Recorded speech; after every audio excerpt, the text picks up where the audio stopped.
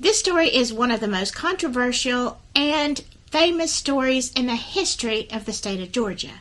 It's the story of a little girl named Mary Phagan who was tragically killed at the National Pencil Company in 1913. We all knew who did it, and then we didn't. But did we get it right the first time?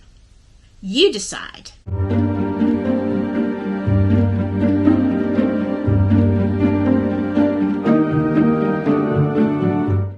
Well, hello, my silky friends. It's Sunday again. I hope you have had a wonderful week. This story is very complicated, and, I've been planning this for about a month, so I thought I knew exactly where I was going, and then, I kind of did some refresh research and found out, this might not be what I thought it was. And this is not Guilty November, but you decide if Leo Frank was guilty. All right, let's start with today's tea. It's minty green tea, because I'm going to need a lot of caffeine for this one. So, let's get started. Today's hat, we're going with the sweet one again, because this is about little Mary Phagan. So hold on to your teacup.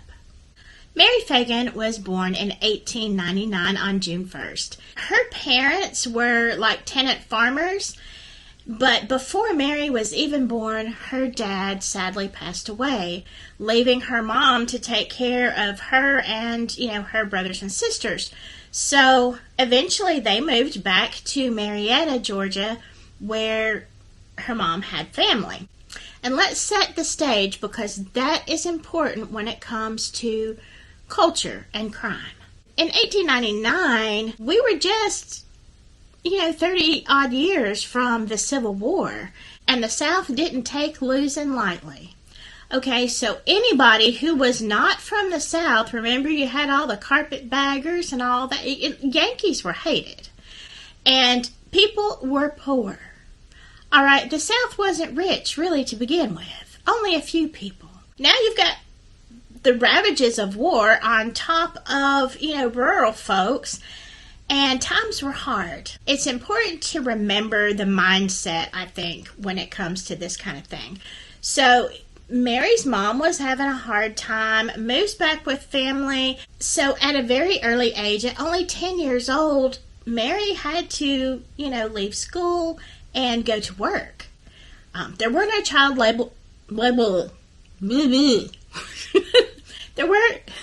There were no child labor laws at this time, and so, this is what kids did. Yeah, I'd like to see somebody get some work out of mine today. Anyway, but by the age of 12, Mary's mom had remarried, and they decided to move to a little suburb outside of Atlanta. So Mary, of course, changed jobs, and she started in 1912 at the National Pencil Company. Tragically, in April of the very next year, Mary would meet her demise at that same company. Now, Mary had a boss named Leo Frank. He was the superintendent, and he figures very prominently in this story, so let's talk about him. Now, Leo Frank was born in April of 1884.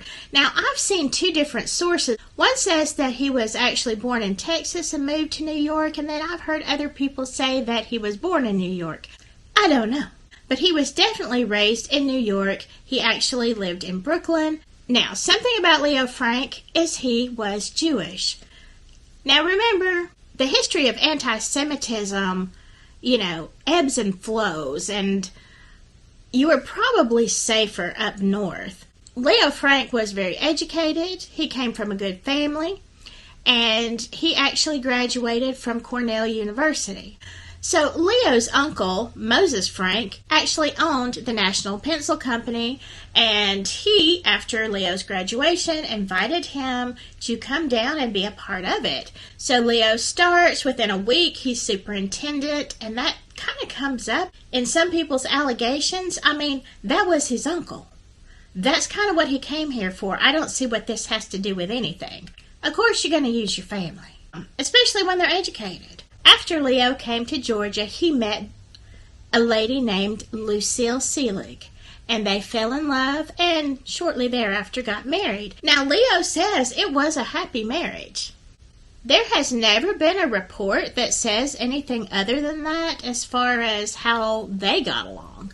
So here they are. Leo is like pretty much the big boss of the company, and Mary Phagan is a little girl who works on the same floor as he does. That's the second floor in the pencil company. Now, this is important because there's a lot of things that we have to question here. Now, as far as we know, everything's just going normally, but on April 21st of 1913, the night watchman, whose name was Newt Lee, comes in downstairs in the basement of the pencil company.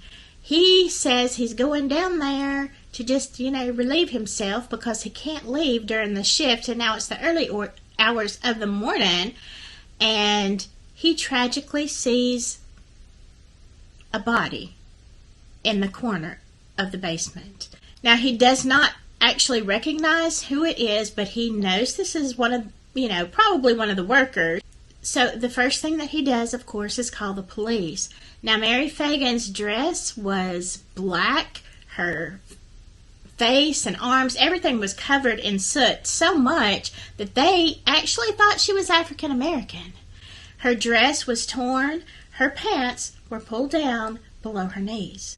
Well, this was horrifying. She was battered on the side of her head, but there was a piece of lace around her neck. Now, underneath that lace, there was a cord, which is how she actually died, and it had been tightened so much that it went in a full 1/4 inch into her neck. So who would do this? Well, the first thing they do is, the police come and look around, and then they get on the phone with Leo Frank because he's the boss, right? They could not reach Leo on the phone, so they got to his house, and when they arrived, some reports say that Leo was nervous.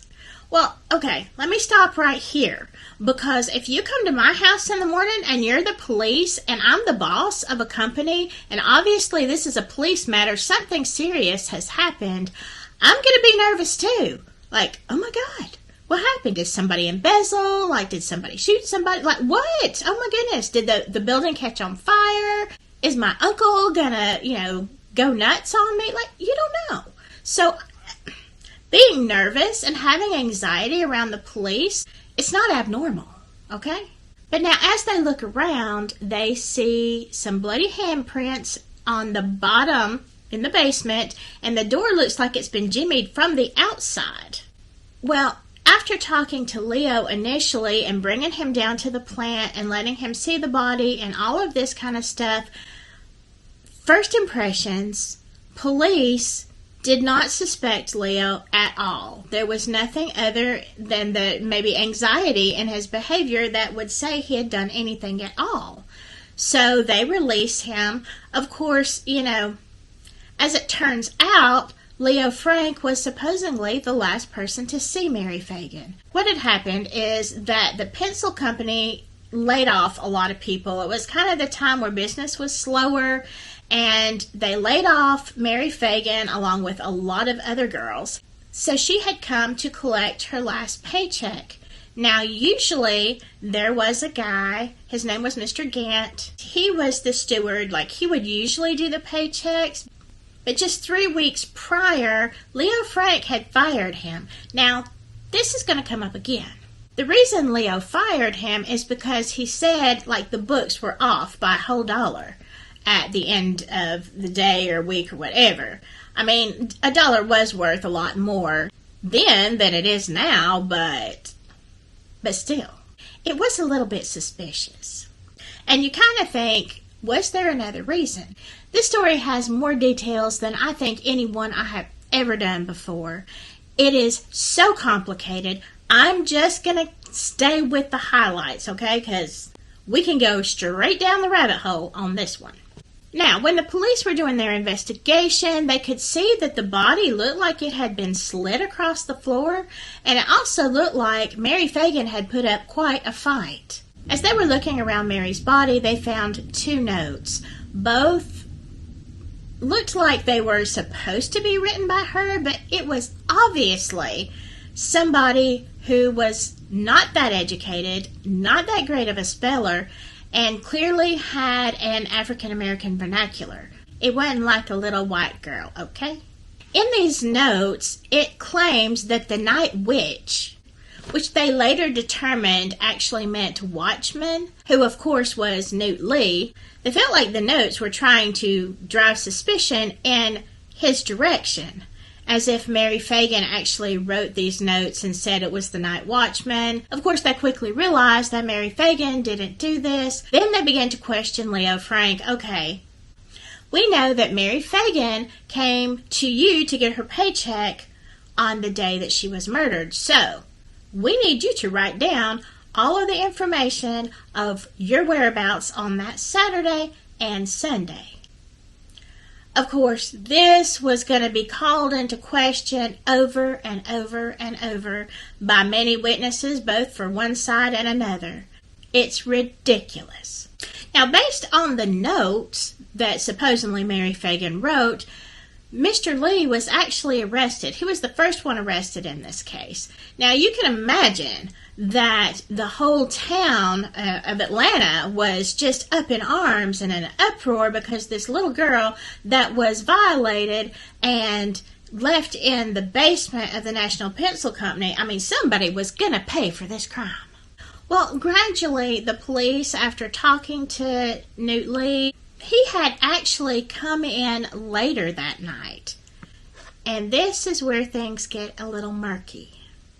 Newt Lee actually came in at 4 p.m. Now, he was required to clock in every 30 minutes. I don't know what that's about. I guess they were having problems keeping people on the time clock. I don't know. That's weird. But now he did do a lot of cleaning, and when he got up to Leo Frank's office on the 2nd floor, Mr. Frank said, Newt, just go on and go out for a while. Don't come back till about 6. And the reason that Leo Frank gave is because he was working, like he was trying to get some stuff done. And this didn't come up in discussion of things that I've seen, but you have to remember that Leo was Jewish and his Sabbath begins at 6 p.m. on Saturday, not on Sunday. So yes, I can actually see where if Leo had to get things done and he's supposed to be at temple, I don't know if he was a regular. I assume he was, a regular temple goer. If Newt came in at 4 and he had to be at temple like around 6, yes, he needed to really, really get some work done. And he said that Newt just distracted him. The noise of the cleaning and all this stuff, he just wanted Newt to go on, go take a break, come back about 6 because I'm going to be leaving, and then have at it. So that makes perfect sense to me. Okay, I have not heard that addressed. But then here is something else that is suspicious. After they found Mary, instead of, closing off everything and letting the police just do their job during that Sunday, I guess, whatever, Leo locked up the plant after the body was removed. He shut everything down until Monday, I guess, when everybody comes into work. Of course, then you got all these people through the crime scene. So that does look a little bit suspicious. However, they didn't really consider the crime scene to be on the 2nd floor. So, again, did Leo do anything wrong? I mean, he may have thought the basement is where everything happened. Y'all have already looked at that. Nobody's been in here. And so it doesn't matter. We're just going to do business as usual on Monday. But some people want to make a huge, big old deal out of this. And I'm not saying it couldn't be, but I don't think this would be the definitive thing. So get off that rabbit trail.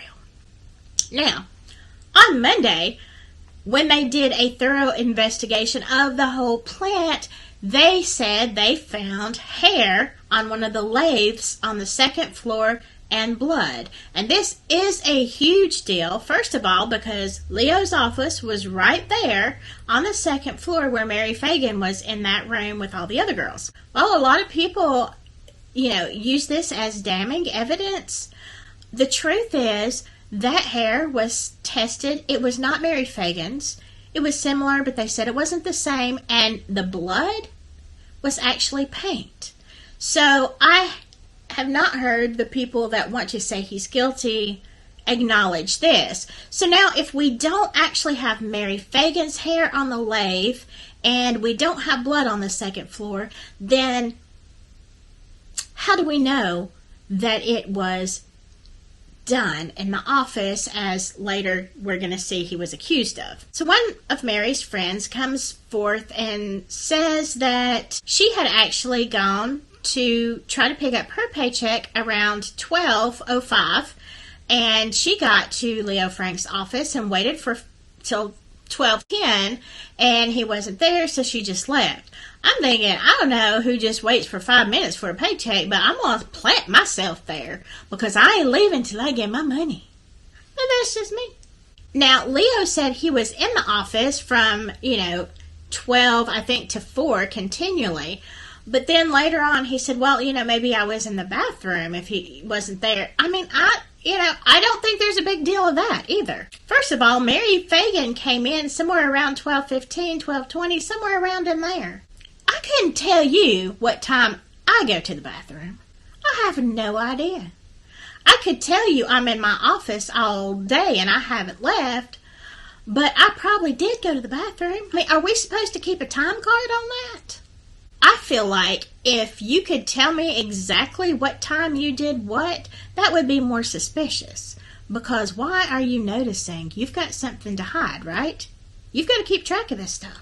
At 6 p.m., Leo Frank left the building, somewhere right around there, and here is where there is another bit of contention. One person that I was watching said he ran into an ex-employee and he jumped back. And he was surprised and then anxious. Well, the employee was James Gant. This is what I am getting here from the records I'm looking at. Now, if it was James Gant, remember, he actually fired him 3 weeks before. So, I mean, come on, you run into somebody you fired, and whether it was a good reason or not, maybe, I don't know what the dynamics were between them.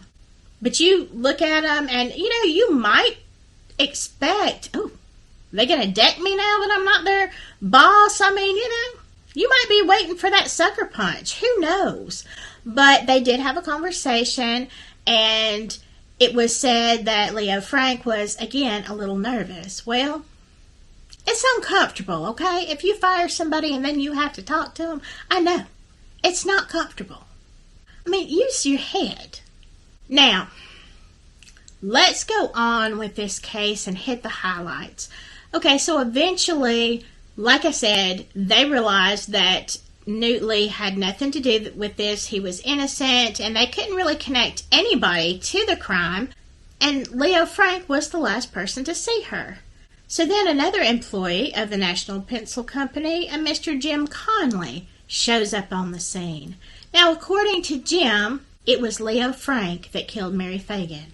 There is so much controversy around this. They finally determined that Conley is the one that wrote the notes, so then he couldn't get out of that. So he said he wrote them because Leo Frank asked him to. Leo's the one that actually, killed Mary Phagan, but he wanted to try to pin it on Newt Lee. I mean, first of all, Newt and Leo Frank were on a very good terms. And secondly, that just doesn't, think of it. You're an educated person, and you're going to try to get one person that has nothing to do with it to write a note, accusing another person? Like, why even get the first person involved? That makes zero sense.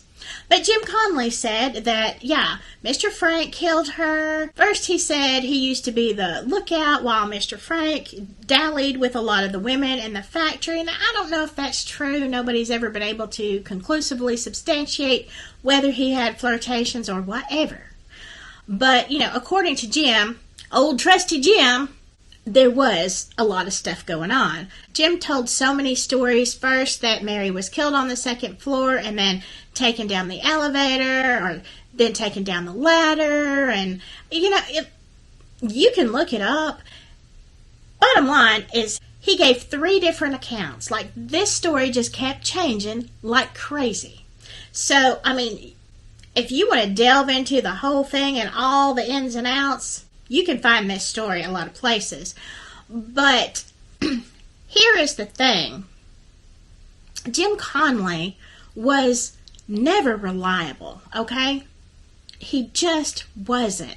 He'd say one thing and then turn around and contradict it to say another. To me, if I saw the note, and this is just me, and I could tell it was Jim Conley's, and then, it was accusing Newt Lee, I would think Jim Conley's guilty and he's trying to pin it on somebody else. Like, why would you even bring Leo Frank into it? But he did. And so, I'll just be honest with you.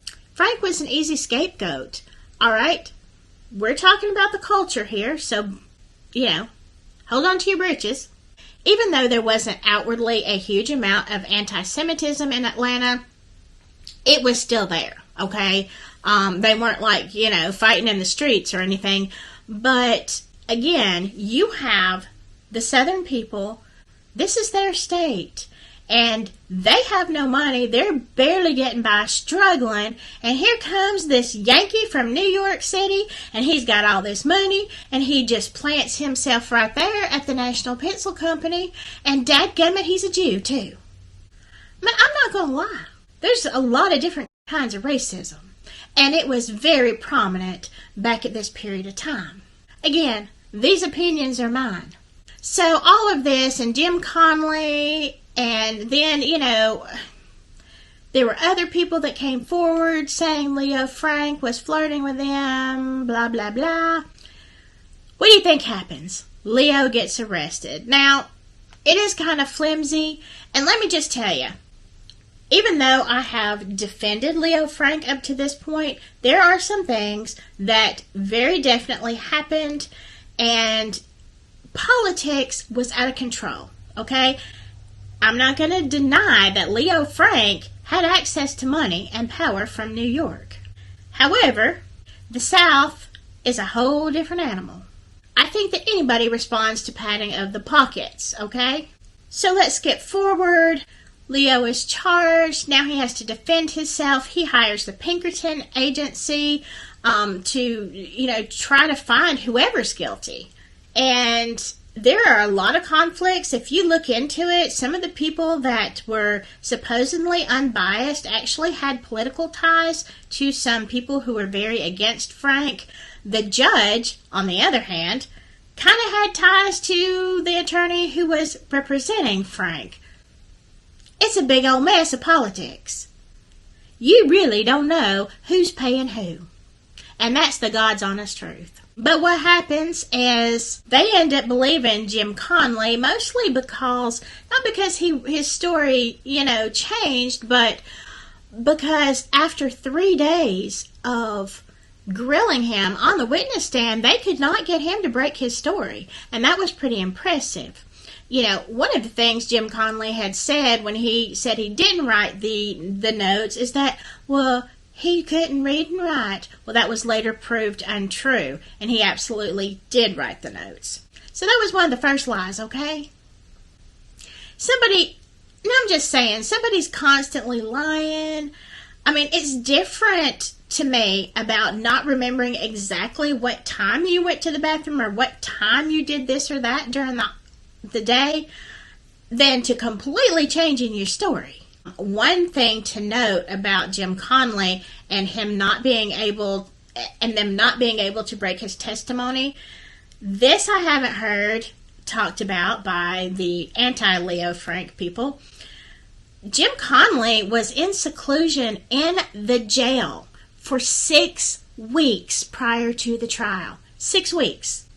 And don't tell me in that 6 weeks the police and whomever wasn't in there, telling him exactly what to say and what kind of questions they were going to ask, because that's actually, common practice anyway. When you are going to court, your attorney, even the one that's for you, is going to tell you, I'm going to ask you this and this and this, and they rehearse with you your answers. Like, I don't know if that's whatever.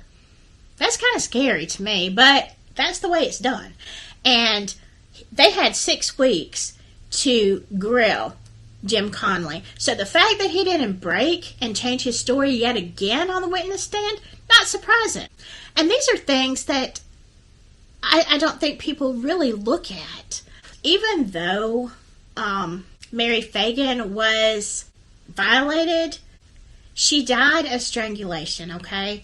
And this was proven. It wasn't the bash in the head, and this was proven from her blue fingernails, fingertips, tongue, stuff like that. Obviously, it was like of oxygen, and they found no, even though they didn't know what DNA evidence is, read between the lines, they found no DNA in her body. So any violation, we don't know.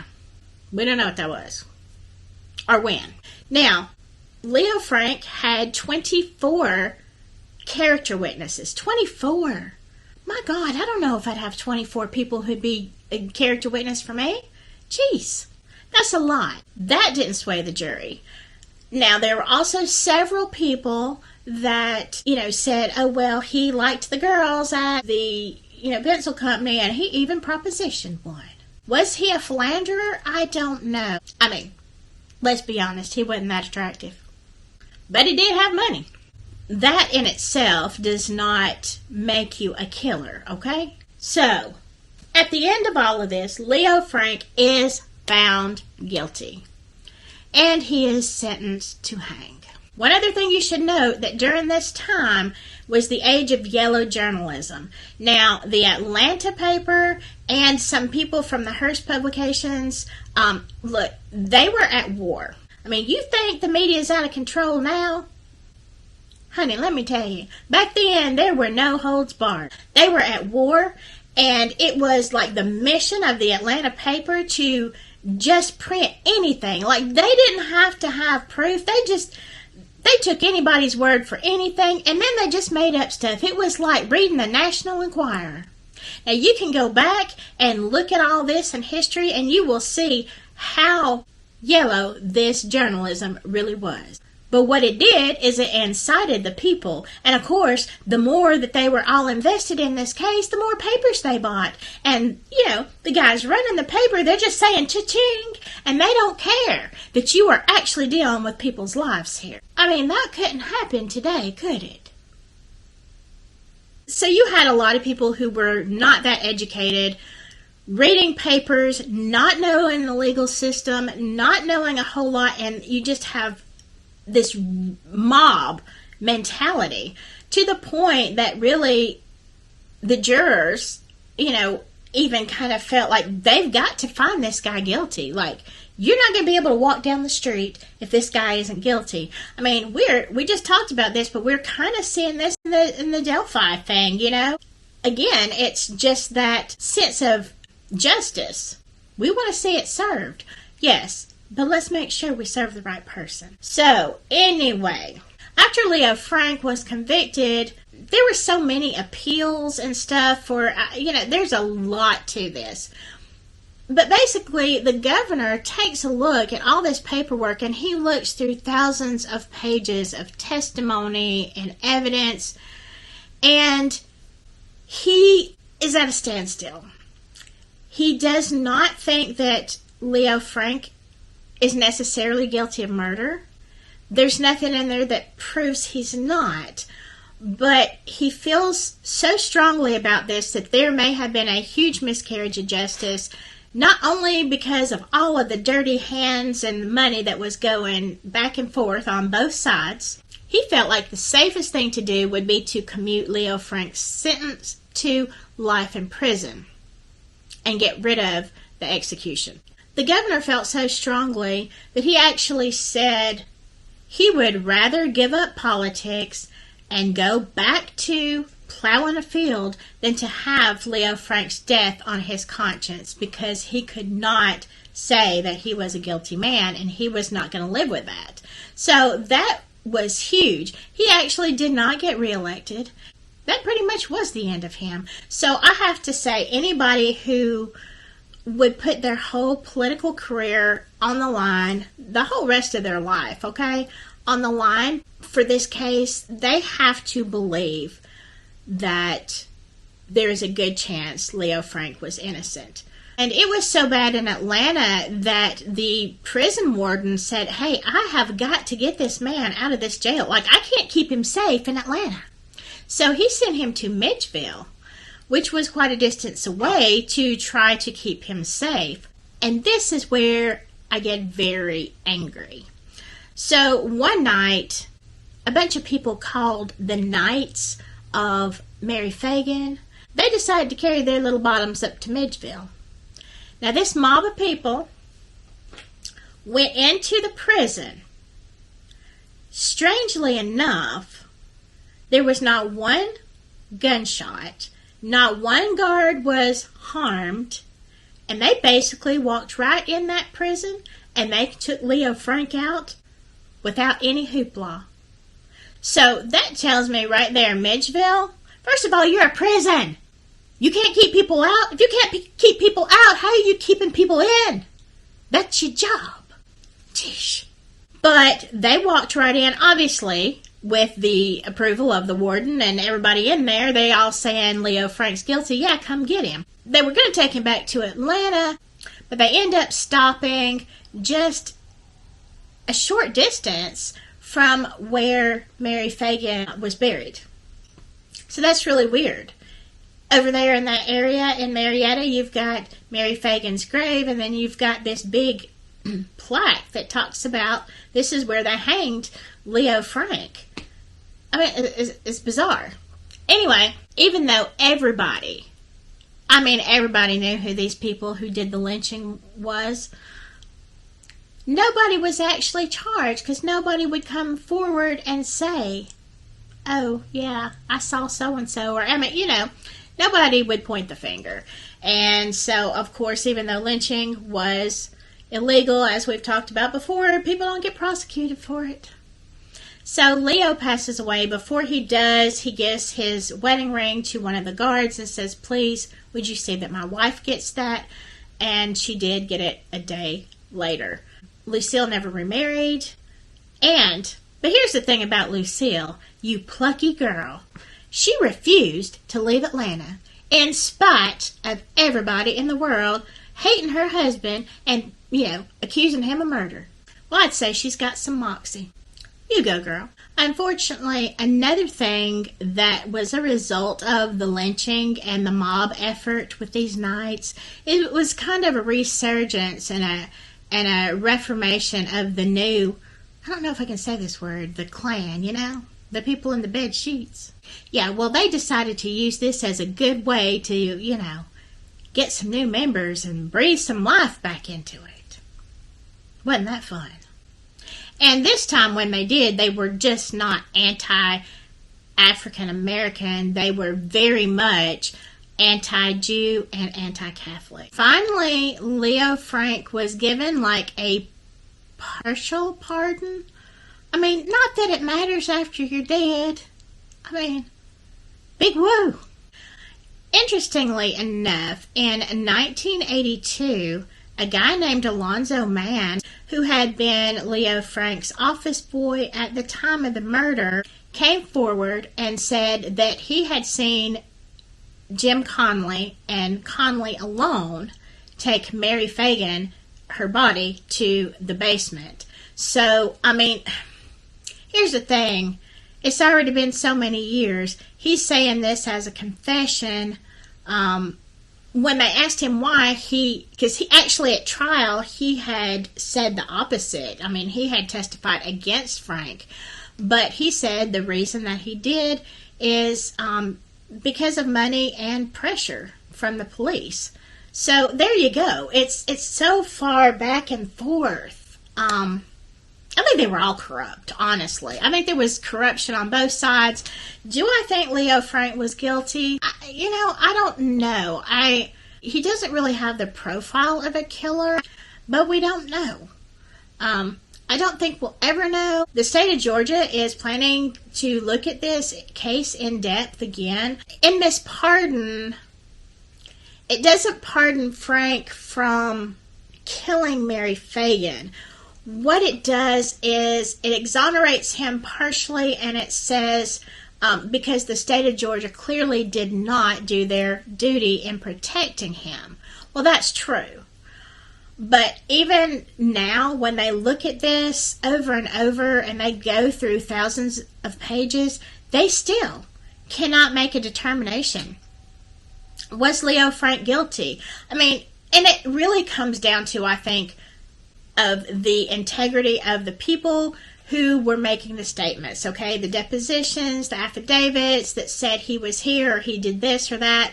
We will never know if their pockets were padded or if they were just afraid to stand against the public opinion. I have a feeling that there was a lot of that, but that alone doesn't make Leo Frank innocent. So the bottom line is, I thought I knew this story until I started reading all of the crazy details, and I realized I don't. And you know what? I don't think we ever will. I'm going to say that Leo Frank was probably not guilty. Certainly, I don't think it was premeditated if something did happen, but it doesn't seem to fit his profile or any reasoning. It just seems like he was so much smarter than that. There were a million ways that he could have disposed of a body without, leaving it in the basement. And I'm just saying, I think Leo was smarter than that. So I'm going to say he's not guilty. What do you think? This has been forever long. I know it has. And there are tons of details. If you love this case, you can look for days and weeks on the information, but you're still going to come to the same conclusion no matter what they say. There is no way to know if these people were telling the truth, and a lot of the stuff it's just debatable. Let me just tell you this, Mary Phagan's family is fighting this whole, exoneration thing, and they still truly believe that Leo Frank's guilty. And to Mary Phagan's family, I am so very sorry for what happened to her. It's tragic. I wish that we could be 100% sure either way. I've got no dog in this fight, so I would love to know that justice has been served for Mary one way or another. She was a precious little girl that did not deserve to end like this. Tell me how you felt about this story. Okay, so I am leaving for today. I will be back next week. One more Not Guilty November story. This one I think is at least conclusive, okay? So there's that. And in the meantime, I hope you have a great week. I'll see you next time. Stay silky.